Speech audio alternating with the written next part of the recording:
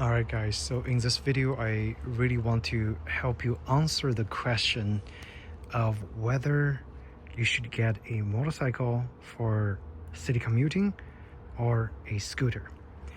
And personally for me, since I have choices, I would say none of those choices is going to be bad. But the most important determination factor are just a couple of things. One, do you want built-in storage? And second, do you want to put smile on your face while you're riding? Okay. And maybe three, your riding ability. And first thing first is, obviously, if you're getting a scooter, it's always going to come with some sort of built-in storage. And in my case, my Honda Forza 300 has a fairly generous under-seat storage. It's not as big as some of the other scooter offerings, but it's big enough. Okay, so if you need immediate storage space for your commute, you do not want to do any modifications, and the built-in storage is enough for a scooter that you're looking at, then the choice is very, very clear. You just need a scooter. Because for a motorcycle, even if you add additional storage options for the back seat, for the side panniers, and for the top luggage, it's not gonna be as roomy as a scooter. Okay. So just give you guys a quick look at the under-seat storage on the Forza 300. Again, I have a review of the scooter, so if you guys are interested, feel free to check that review out. This is the under-seat storage, plenty. Again, it's not the largest space that I've seen. Actually, my Piaggio Fly 150 has probably more under-seat storage than the Maxi Forza 300, okay? But it does have a front area, have a back area, and a little bit of the recessed top space from the seat, under the seat, okay? But this is the built-in storage for the Forza 300. Already plenty. And also most scooters is gonna come ready to mount all kinds of top case options. So if you want a gigantic top case on top of the storage that's already there, you can do that easily with a scooter. Okay. Again, as I said, for the motorcycle, you're not gonna have much initial storage space, pretty much none. For this bike, all you have is a tiny under-seat storage for your tools and maybe some documents, and that's pretty much it. And there you have, this is your under-seat storage, a little bit on top, okay, but that's pretty much it. And for this bike, interestingly, the gas tank is on the back. So with that little storage space available, there is also a cubby area here. It's more secure because you need the tool to remove 8 screws to access this cubby area, but you do have a quote-unquote additional storage space, secure storage space there, just a small area right here. But that's pretty much to the extent of the default storage space on a standard naked motorcycle. If you have a touring bike motorcycle, it might be different, but I don't see many people really do city commute on a touring bike. For one, it's too heavy, and usually leader bikes, it's too heavy, and second, the gearing is probably not optimized for the city, so you don't want to do that. And when I go to my work and I park my motorcycle at the garage, most of the bike I see are either dual sports adventure bikes or naked bikes, or a cafe racer, like a Ducati Scrambler, that kind of bikes that you see for city commuting, because they are really just optimized for city commuting. And they are highway capable, but again, for my particular bike, it's super vibey on the highway, and I use it 100% for the city, so I'm not really complaining. Now, both of those bikes are highway capable. The 300 Maxi scooter is able to actually handle a very comfortable cruising speed at 75 to 80 miles per hour. Okay, very comfortable, and you get about I would say 70 miles per gallon on the actual highway, going that fast. So which is pretty amazing in terms of fuel efficiency. Okay, that's one advantage with a scooter. With a motorcycle, I get about 32 miles per gallon in the city, and if I go on highway, it maybe jumps to 40 to 45 miles per gallon. But that's pretty much what you get in terms of commuting in the city and highway, in my two bikes. The next thing is, do you want to put a smile on your face? And by smile on your face, I mean the excitement, the agility of a motorcycle to help you sift through traffic. Okay, you can do that on a scooter, but and you can do it on the scooter efficiently, but it's just not as fun as on a motorcycle, where you have the mechanical connection with a manual shifter, and also that acceleration that you're gonna get out of a naked bike, or even I would say 400cc or 500cc city commuting like a Honda CB. You're gonna have that fun factor, you're gonna have that smile on your face. Now for the scooter, I don't really get excited riding on the scooter, but I do have the comfort of sitting in a scooter riding position, which is super stand up. Okay, and it just feels like you're sitting on a sofa. On my naked bike, it's pretty straight up, but there's no sitting on the sofa feeling. Okay, so in terms of comfort, you're gonna get it on the scooter. In terms of smile on your face, you're gonna get it definitely on a motorcycle. And for anybody that are afraid of learning manual shifting, it is a one-time learn and forget thing. So take some motorcycle safety courses, and usually they teach you how to do the shifting. Once you get that done, it's a lifetime opportunity to know that skill, because you don't really forget about shifting. Okay, I had a bike in 2004, and I sold that bike like in 2006. I haven't rode a bike since for almost maybe 10-15 years. And when I picked my second motorcycle in, I guess, 2017, 2018, I immediately know how to shift. So it is a skill to learn, and it's a skill to appreciate. So don't be afraid of learning manual shifting on the motorcycle. It's very easy. Once you learn it on a safe ground, you will never forget. Obviously, if you are that kind of person just says, nah, I would never want to learn how to shift on a manual motorcycle, I just want the convenience, then by all means get a scooter. It's twist and go, and you have your rear brake, you have your you have your front brake, you have your rear brake, you don't have a clutch to worry about. Okay, and you don't have a little pedal to shift your gears. And that's something that really depends on your preference. For some people, they will never want to go the easy route and shift on a scooter, and for some people, they will never want to learn manual shifting. Now, a side note, there are some motorcycles from Honda that does automatic shifting for you, the DCT dual clutch transmission, which I actually owned, a Honda CTX 700 DCT ABS. That was a nice bike until someone actually hit me in stop and go traffic and totaled my bike. That's why now I landed with my new commuter, which is I think a much better option compared to the CTX 700, even though that bike had a DCT.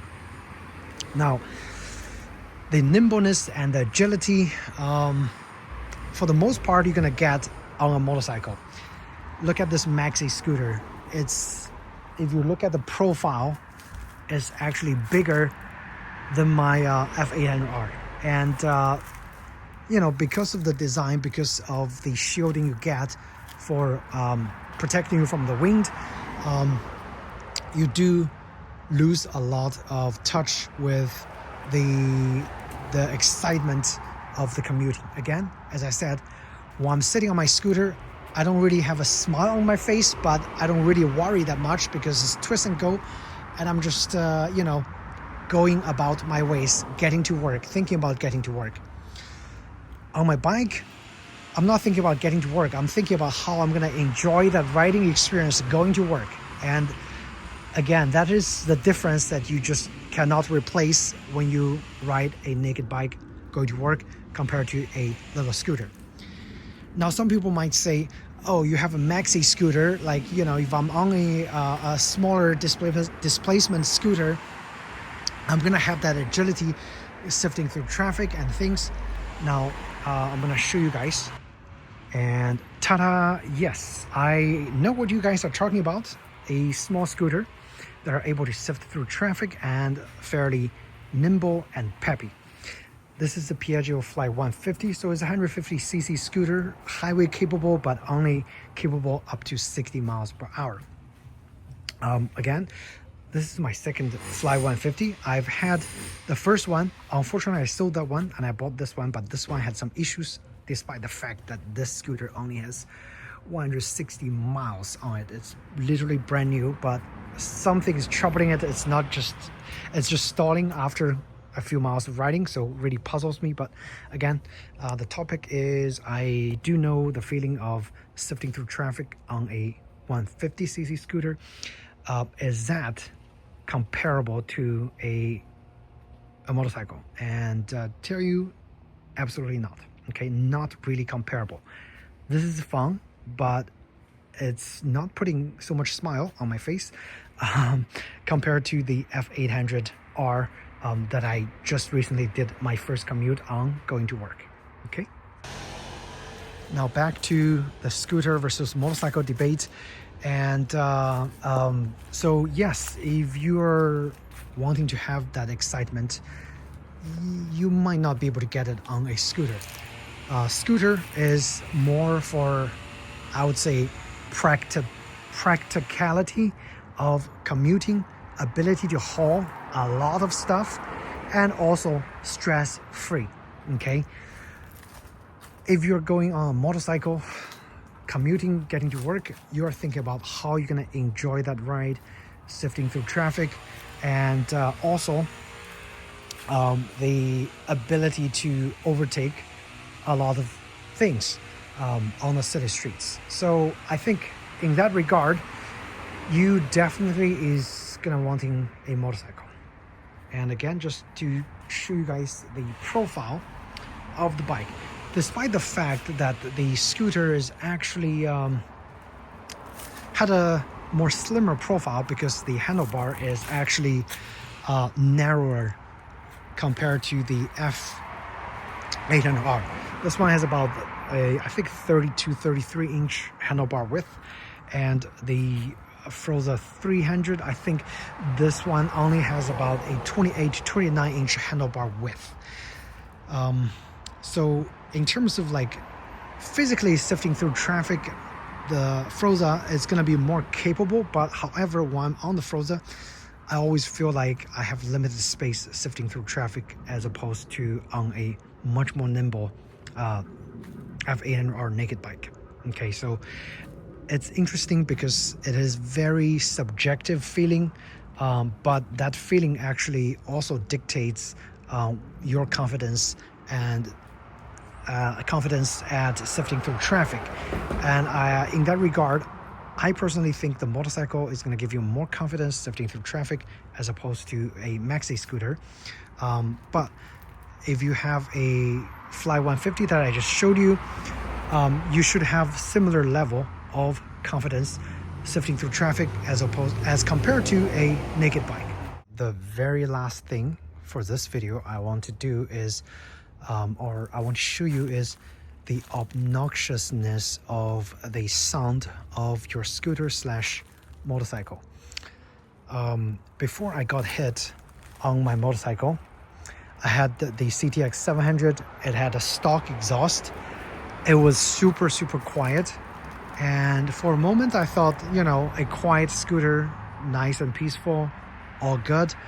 But after I got hit, now I just want myself to be as noticeable as possible. So When I bought this bike, I was really happy that the seller actually put a performance exhaust and exhaust head on the bike, and which made this bike obnoxiously loud.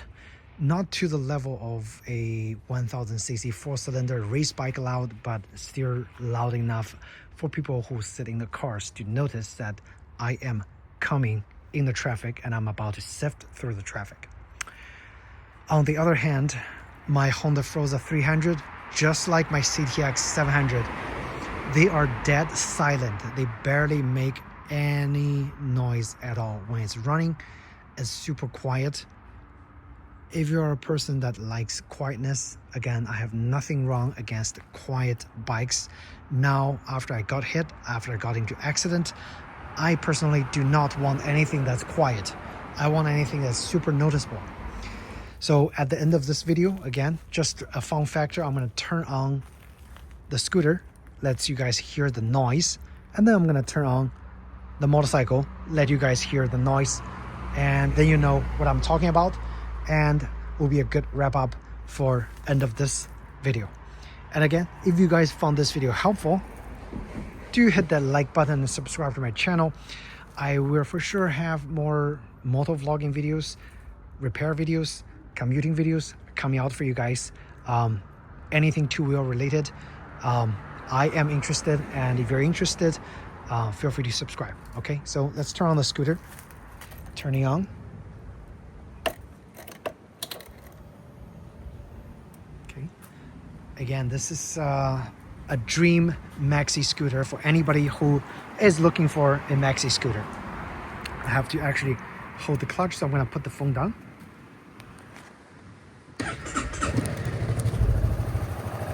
And the bike started. Hear how quiet this engine is. This is a one-cylinder 300cc engine. The actual cc I think is 270 something, but again, it's very powerful, very highly capable. Okay, now this is the loudness you're gonna expect on a scooter. Gonna rev it up just a little bit.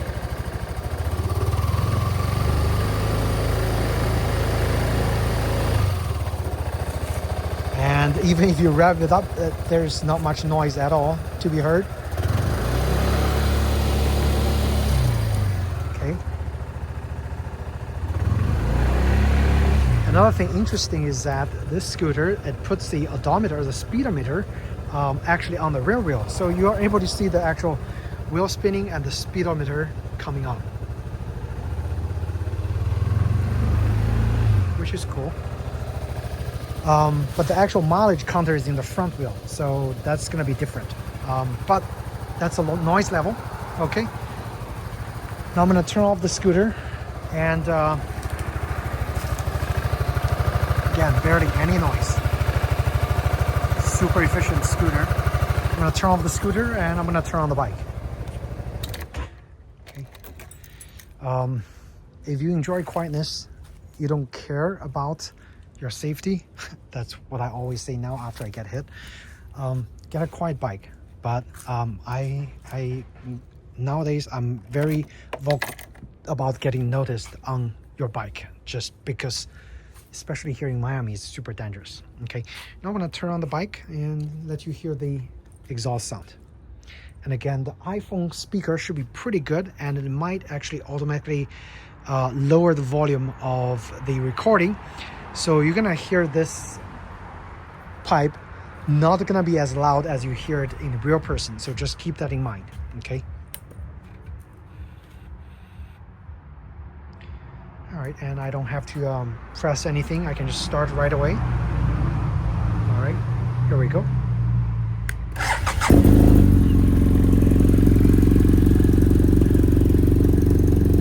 And that's how loud the exhaust is. If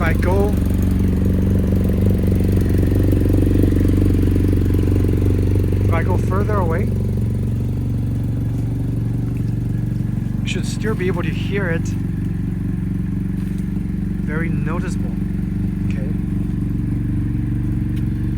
So if I'm coming from a really far place, and I'm not even revving my engine. I just have my bike idle. People is gonna know there's a motorcycle around. They might want to be more careful about their surroundings. Okay. And I bet now if I talk, you can barely hear me. But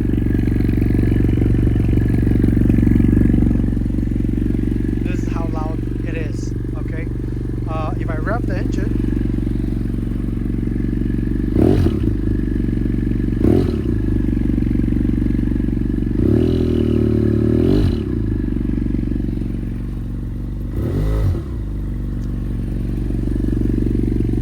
it's going to be even louder. Okay. Now this is actually a more pleasant engine revving sound. It's not like screaming loud, but people do notice. For sure, during my first commute,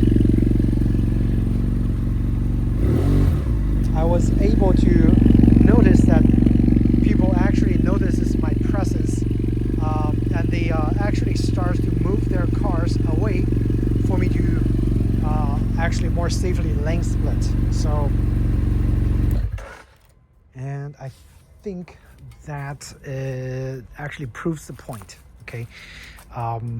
I definitely want people to notice that there's a bike coming, compared to me just trying my best sifting through traffic on my tiny scooter, where, you know, if people doesn't see you, they make a turn, you might be under the wheels. Okay, so that's a safety point of view, and it's entirely my personal opinion. Whether you want to, you know, execute it, it's entirely your choice. But I give you my comparison and my reasoning for whether you should choose a scooter for commuting or a motorcycle for your city commuting. Now, this video also doesn't cover, it's not comprehensive. I'm only covering if you're commuting 100% in the city, okay, urban environment. If you have nice long joyrides, there might be other choices or other options for you to consider out of those motorcycle and scooter choices. Okay. Oh, there's a little birdie. The birdie's here for a while now. I don't know what the birdie's doing. It just keeps doing this. Anyway, that's it. Hope you guys found this video helpful, and if you did, please do hit the like button or subscribe to my channel. Again, I enjoy everything two-wheel, so motorcycles, scooters, I'm gonna have reviews, repair videos, and first impressions coming out for you guys, hopefully on a regular basis. Thanks again, and I'll see you in the next video. Take care.